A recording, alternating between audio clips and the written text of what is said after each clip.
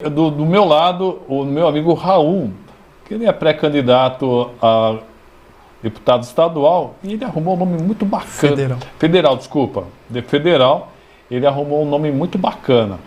Raul Pro Guarulhos. Seja bem-vindo, Raul. Boa noite, Roberto. Boa noite para todo mundo que está assistindo. Obrigado aí, a gente trabalhou bastante nesse nome aí, remetendo aí à cidade de Guarulhos, também à luta da Pro Guaruna. E olha, todo mundo sabe o que eu penso a respeito das eleições e eu peço para que todos escolham pessoas de Guarulhos. Eu não tenho a menor dúvida que, matematicamente, nós podemos eleger mais de 10, só Guarulhos, tá? Só Guarulhos. Mais de 10 deputados estaduais e pelo menos uns 5 federais. Podemos sim. Temos mais de 920 mil votos. Eleitores, isso são 900 mil votos. E ter pessoas de Guarulhos lá é extremamente importante. Vamos lá, Raul, por que deputado federal? Muito bem. Esse Seja ano... bem-vindo. Obrigado, né? Esse ano é um ano, uma virada na história do Brasil, né? A gente está num governo neoliberal, governado pelos ricos, e aqui na cidade de Guarulhos não é diferente. É uma cópia, né? Eu chamo que o governo daqui como se fosse o filhote do governo federal, né? Então é um espelho. Então tudo que tem acontecido na cidade de Guarulhos tem acontecido a nível nacional. E então estou me colocando à disposição para contribuir nessa tarefa de disputar o Congresso brasileiro, para ir lá para Brasília para fazer um debate parecido que acontece aqui na cidade de Guarulhos. O que acontece aqui em Guarulhos? Terceirizações, ataque aos servidores públicos, desrespeito aos mais humildes que tem na cidade, e a nível federal é a mesma coisa. Então, esse é um dos grandes motivos. E claro, pelo que você falou também, a nossa cidade, ela geralmente é muito esquecida nas disputas eleitorais. Então, também para levar as demandas da cidade, uma representatividade aqui da cidade de Guarulhos, para disputar essas eleições. Como você bem colocou, a cidade tem mais de 900 mil eleitores, mais de 1 milhão de habitantes, então que merece ter essa representatividade no Congresso. Uma das ferramentas de uma pessoa que não tem muito dinheiro, como é o caso do Raul Pro Guarulhos, é as redes sociais. Então eu quero ver aqui, tem muita gente aqui nos apoiando, o programa nos assistindo, então eu quero perguntar para você se você vai poder compartilhar. Um cara igual ele tem que ter muito compartilhamento para rodar a cidade toda. Nós temos vários grupos na cidade toda, pessoal lá dos Pimentas, Bom Sucesso, Jurema, Fortaleza, São João, Taboão, Vila Galvão. Então o jeito é compartilhar muito. E eu quero ver aqui quem está compartilhando e de que bairro você está nos assistindo e se você acredita nessa disputa, que é uma disputa muito séria, você sabe, uma né? Disputa muito séria e muito difícil, assimétrica, né? Sim. Muito diferente essa disputa. Por isso que o seu pedido para o compartilhamento ele é bem importante, porque hoje existe uma batalha também digital nas redes sociais. Antigamente, quem tinha dinheiro definia a vitória. Hoje não é. Ainda é assim, mas não é bem assim. Então, cada um que compartilha agora nesse momento aí contribui para que, pelo menos, um trabalhador tenha o direito da sua voz, da sua mensagem, chegar para todo mundo. É o mais democrático que a gente pode fazer, né? O Raul, nós estávamos até conversando que muitas vezes nós nos colocamos como inferiores em algumas situações, né? Agora imagine se Deus permite que você se torne um deputado federal. Você vai estar no meio de feras, gente raivosa, poderosa e mais experiente. Você se sente preparado para entrar numa guerra, caso você entre naquele congresso lá que tem gente tão rica, tão poderosa e tão mais experiente do que você? Eu falei para uma amiga e falei para ela, ó, tô na disputa e vou participar dessas eleições, sou pré-candidato, qual a sua opinião? Ela falou, cara, se você conseguiu suportar a luta do ano passado, você suporta qualquer coisa a partir de aí. Então, essa candidatura, ela não é a candidatura do Raul, não é minha, né? Tanto que eu estou com muitos poucos recursos, até fui demitido há pouco tempo atrás. Eu acredito que por ser candidato, e está incomodando muito o governo municipal, deram um jeito para tentar tirar a minha força. Mas ela não está vindo da força financeira, ela vem da população, dos servidores, dos trabalhadores, de quem acompanha a minha luta aqui na cidade há bastante tempo. Você tem acompanhado há um bom tempo, passou por cursinhos, pelo MPL, ocupação das escolas, então é uma trajetória. Então essa candidatura não é minha, então essa força ela não é do Raul, ela é uma força coletiva e sim, então eu vou estar muito bem preparado aí para enfrentar essas feras e contribuir para uma bancada que eu tenho chamado uma bancada do povo, né? Hoje tem a bancada da Bíblia, do boi e da bala.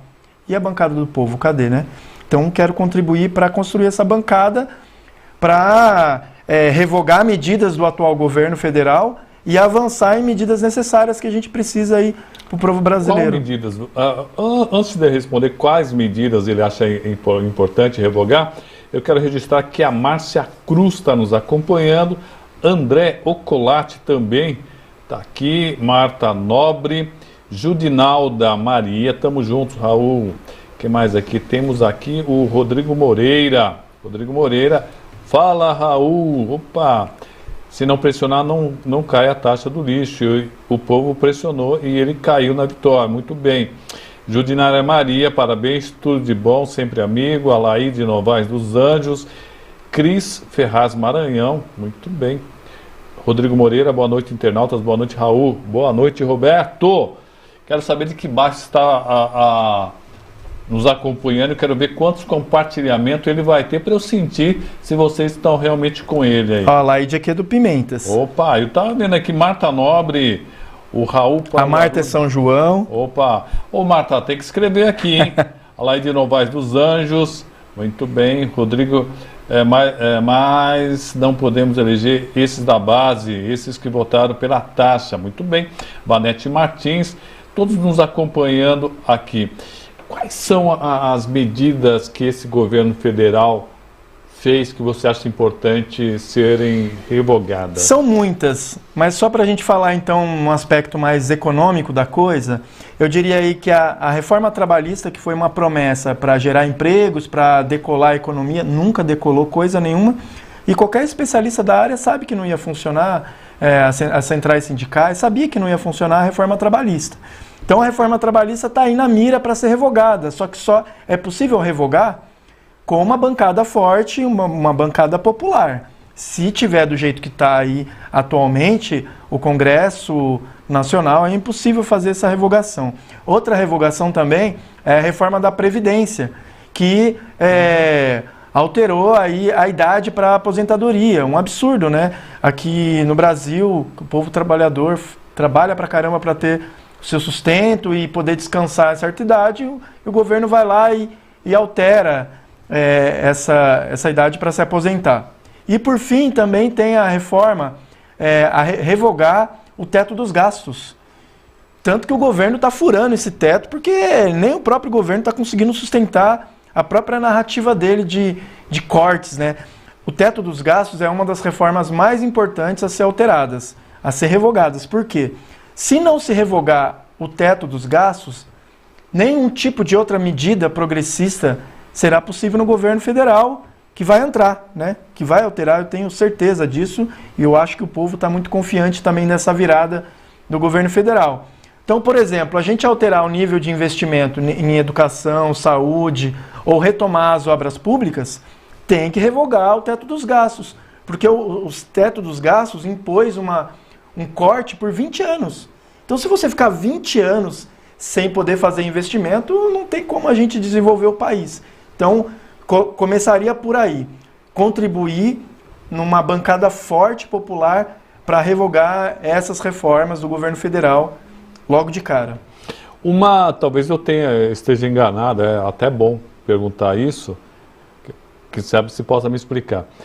Eu sempre via ao limite do gasto uma forma inteligente de não gastar mais do que se arrecada, e dessa forma conseguir fazer alguns cortes dentro do próprio governo, principalmente na questão de comissionados e algumas coisas mais supérfluas. Você não aceita dessa forma?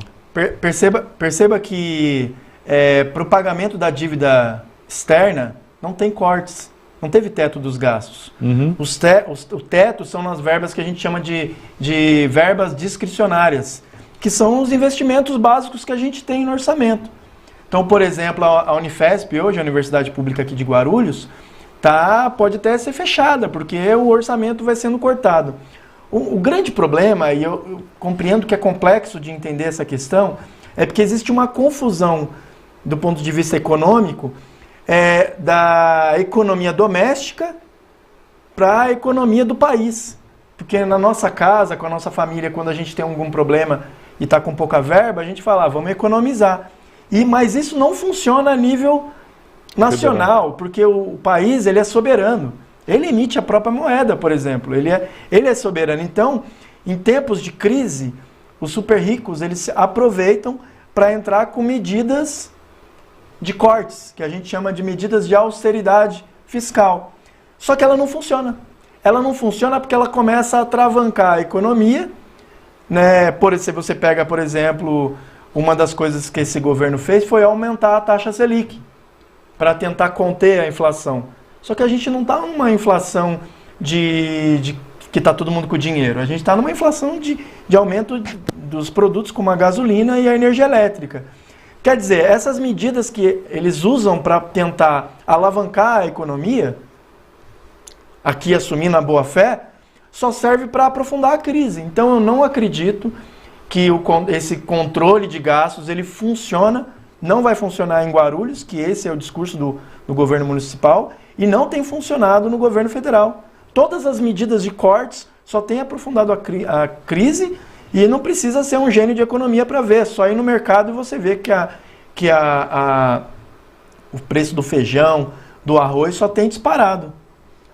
O Lailson, é isso? Lailson Santos. Raul, como o Nobre avalia essa aliança que está sendo montada em nível nacional pelo líder das pesquisas, o ex-presidente Lula, o TEM Geraldo Alckmin como vice-presidente, e também em nível de São Paulo, o Boulos abrir mão, desculpa, aqui está pulando um monte de coisa aqui, o Boulos abrir mão de um cargo majoritário apoiando Haddad e Márcio França. Isso não enterra a bandeira do PSOL? Boa questão. Eu acho que essa palavra que ele usou nessa frase já explica o porquê isso está acontecendo. Abrir mão. Na política, ela é feita de gestos. Então, se você quer alterar o quadro nacional, tem que ceder, tem que abrir mão. Isso quer dizer que a gente tem que ir, por exemplo, eu abri mão até da minha estabilidade no emprego, da minha universidade. Estou com problema de frequentar a universidade porque eu estou na correria da pré-campanha.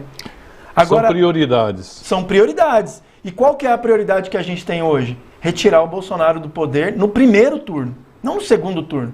Então, as figuras políticas estão fazendo o quê? Cedendo, abrindo mão em nome de alterar esse quadro no Brasil. 600 mil pessoas morreram durante a pandemia. A gente chegou agora num quadro de 33 milhões de pessoas famintas no Brasil. Em 2019 era 19 milhões, que a gente regrediu. O salário mínimo, que nunca tinha piorado, esse governo vai entregar pior do que ele começou. Então a gente está num quadro de calamidade pública, onde a gente nem sabe qual vai ser a reação desse atual governo quando ele perder as eleições. Quer dizer que é uma defesa também da democracia. Então todas as forças progressistas, democráticas do Brasil estão se unindo em torno de alterar esse jogo de forças e derrubar o atual presidente e fazer essas reformas que eu estou falando. Revogar essas, aspas, reformas que não é reforma coisa nenhuma. Reformar você melhora, né? Ah, vou reformar aqui minha casa, vou dar uma melhorada. Nesse caso só piorou a vida do povo brasileiro. Então, quer dizer, para a gente poder caminhar tem que ceder. E é isso que eu acho que tem faltado e a gente tem que melhorar isso. A política tem que ser sempre um processo de ceder, de você ser mais generoso para garantir a unidade. Não dá para ser egoísta ou pensar na sua própria força. Tem que ceder para outra força em nome de algo maior. Aliás, o Laelso está com as questões interessantes aqui. Raul, na política econômica, já que você falou muito da política econômica, caso o presidente eleito seja o ex-presidente Lula, você defenderia a independência do Banco Central como está, ou ele não deve ter o controle do governo, deve ser autônomo, livre, independente?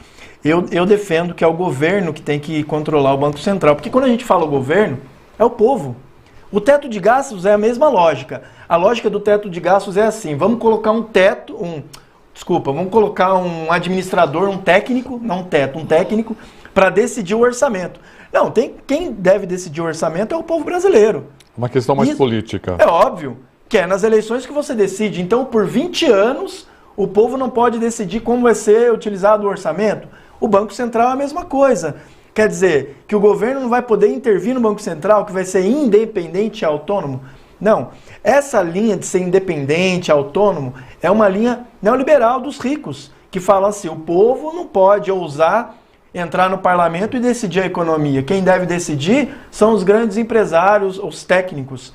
Não, é o povo que tem que decidir. E para isso, esses mecanismos como o Banco Central, como a Petrobras, por exemplo, que defendem que ela tem que estar sob o controle dos empresários, eu não defendo.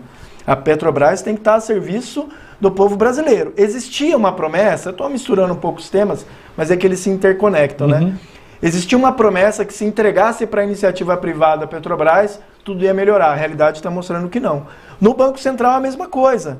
Se você entrega para técnicos o que vai para o mercado financeiro, vai piorando a vida do povo brasileiro. Então, eu não concordo com essa medida e eu acho que sim, que não deve ter autonomia o Banco Central, como também outros órgãos, como também não deve ter autonomia a Petrobras, deve estar sob o controle do povo brasileiro.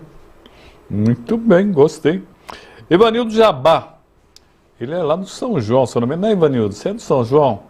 O PT prometeu a reforma política, por que não aconteceu?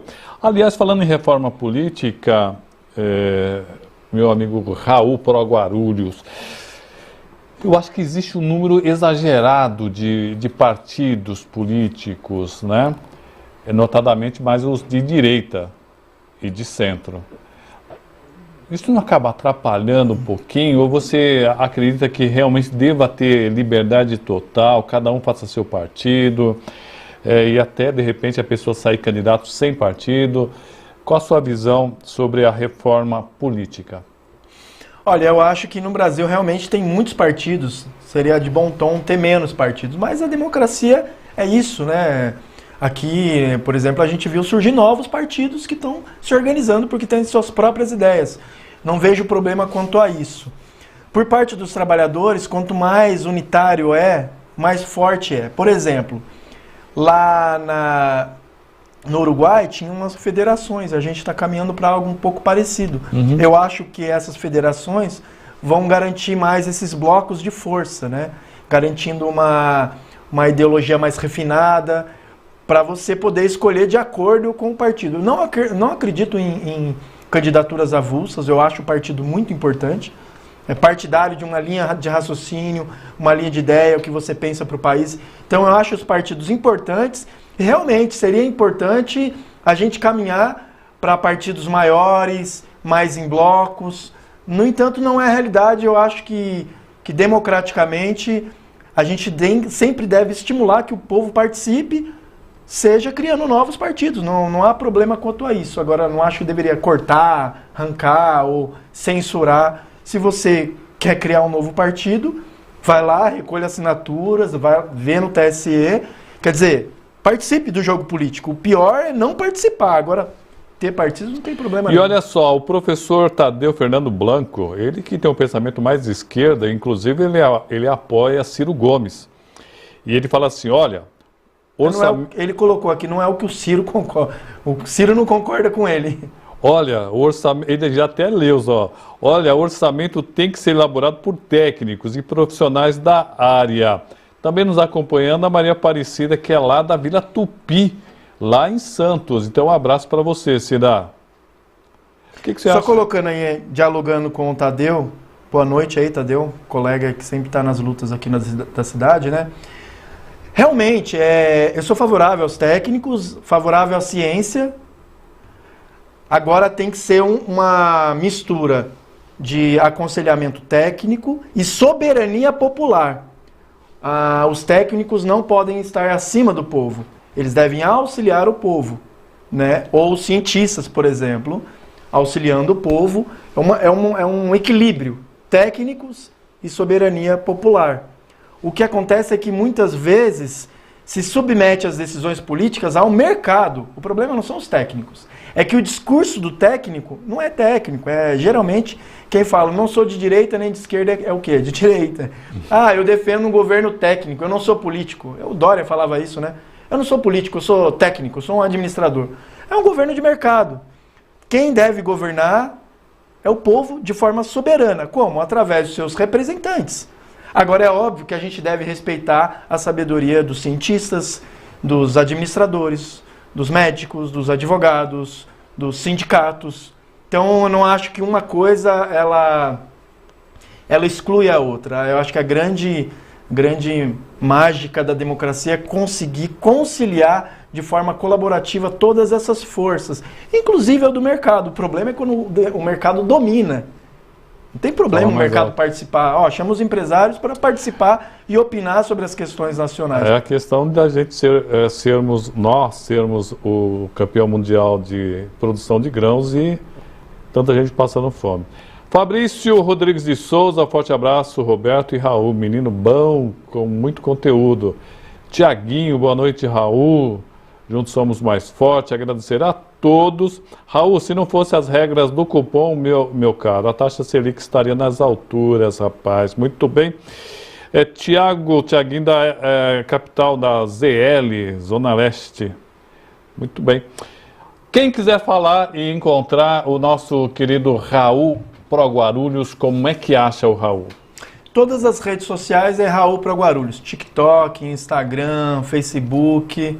Sempre Raul Pro Guarulhos, unificado em todas as redes. Quero agradecer ter aceito o nosso convite, Raul. Obrigado você. Manda um abraço pessoal e continuar compartilhando, né? Boa noite para todo mundo e queria deixar aqui consignado que a gente vai continuar na luta em defesa dos serviços públicos, dos servidores e dos trabalhadores. E lembrar que aqui na cidade de Guarulhos a gente teve uma grande vitória acerca da taxa do lixo. Por que a gente teve essa vitória? Porque o povo se organizou e lutou para derrubar a taxa do lixo. Então, isso serve para o parlamento, serve para as conquistas sociais. Se não tem luta, não tem vitória. É isso aí.